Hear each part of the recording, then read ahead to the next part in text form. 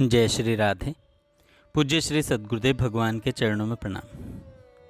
पूज्य श्री चक्र जी का जीवन चरित्र। पूज्य श्री भाई जी द्वारा अनुगत की रक्षा। सन 1955 ईस्वी की बात है।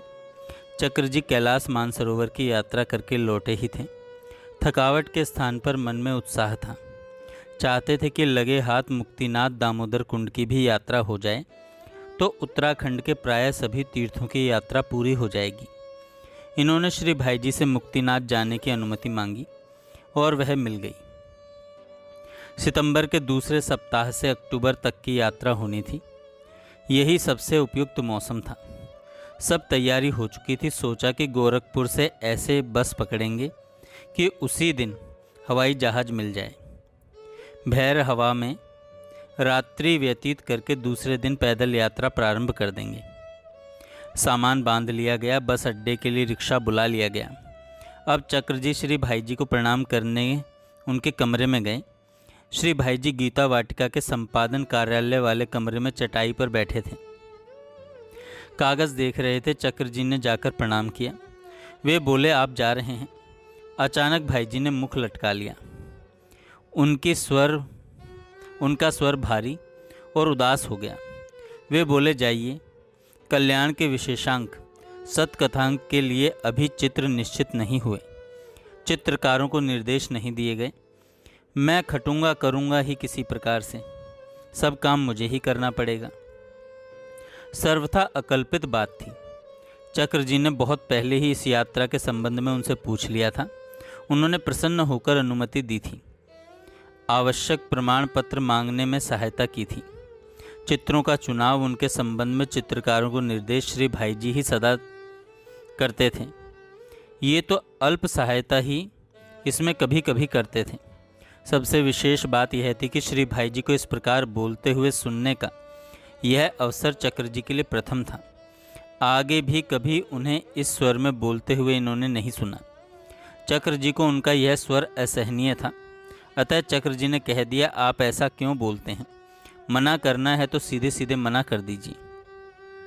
इतना सुनते ही उल्लास भरे स्वर में पूरे जोर से श्री भाई जी ने उस समय के संपादन विभाग के व्यवस्थापक श्री दूलचंद जी दुचारी जी को पुकार कर कहा, भाया रिक्शा लौटा दे, सुदर्शन जी नहीं जा रहे हैं। अब चक्र जी को कुछ कहने को नहीं रह गया था। चुपचाप उठकर आ गए। रिक्शा लौट गया। बिस्तर खोल दिया गया। मन में कुछ दुख भी हुआ। दूसरे दिन सुदर्शन जी अपने नित्य कर्म से निवृत्त हुए ही थे कि श्री भाई जी कुटिया के द्वार पर आ खड़े हुए और बोले, सुदर्शन जी, बड़ी दुर्घटना हो गई। चक्र जी ने पूछा, क्या हुआ? उन्होंने बताया, अभी जिलाधीश का फ़ोन आया था। उन्होंने पूछा था कि आपके यहाँ से जो मुक्तिनाथ जाने वाले थे वे कल गए या नहीं। मैंने कह दिया कि नहीं गए। उन्होंने बताया, कल जाने वाला हवाई जहाज़ दुर्घटनाग्रस्त हो गया। उसमें सभी यात्री मर गए। पीछे समाचार पत्रों में छपा कि आंधी तूफान और भयानक ओलावृष्टि से हवाई जहाज़ तो नष्ट हुआ ही, वह मोटर मार्ग की सड़क भी कई मील तक टूट गई। 15-20 दिन से पहले मार्ग के खुलने की कोई संभावना नहीं थी। चक्र जी इसी हवाई जहाज़ से जाने वाले थे। इन्होंने कहा और लिखा भी। श्री भाई जी ने मेरी वह यात्रा ही नहीं, महायात्रा रोक दी थी। मुक्तिनाथ की यात्रा के पश्चात सन 1956 ईस्वी में 26 जनवरी को गीता प्रेस की ट्रेन वाराणसी से रवाना हुई। अनिच्छा होते हुए भी सेठ जी श्री जयदयाल गोयनका के कथन को आदर देने के लिए इस ट्रेन में श्री भाई जी सपरिवार चले। 3 धाम की यात्रा थी। अतः 3 महीने से भी अधिक समय लगने वाला था। अतः यात्रा के बीच में यात्री बीमार हो जाए, उसकी चिकित्सा के लिए श्री भाई जी ने डॉक्टर घनश्याम दास जी तौलानी को नासिक से बुलवा लिया था। उत्तराखंड के सभी तीर्थों का विवरण सुदर्शन जी ने यात्रा करके तैयार कर दिया था। अब द्वारिका, रामेश्वरम, जगन्नाथपुरी की यात्रा हो रही थी। सुदर्शन जी भी इस यात्रा में साथ थे। उनका काम था तीर्थ स्थानों, विग्रहों की फोटोग्राफी, स्थान, पथ तथा मंदिरों का विवरण और महत्व अंकित करना। वाराणसी के सभी स्थानों, मंदिरों के विवरण तैयार करते समय ये काल भैरव, जो कि काशी के कोतवाल के रूप में भैरवनाथ गली में अवस्थित हैं, पहुँचे और उनका चित्र लेना चाहा। पुजारियों में से एक वृद्ध व्यक्ति ने कहा, बाबू इनकर फोटवा नाहिन लेल जाए। ये बड़ा तेज उग्र देवता होइला, तुम्हारा कैमरा बिगड़ जाइला। अर्थात भैरवनाथ का चित्र कैमरे में या तो आता नहीं या कैमरा खराब हो जाता है। श्री चक्र जी ने उनकी बात सुनकर पुजारी जी से तो कुछ कहा नहीं, पर उन्हें यह अच्छा नहीं लगा। भला चित्र लेने से काल भैरव जी का क्या बिगड़ जाता है। ठीक है, मैं कल फिर आऊँगा, इन्होंने मन में सोचा। दूसरे दिन गंगा स्नान नित्य नियम आदि संपन्न करके बाबा श्री विश्वनाथ जी, माता अन्नपूर्णा,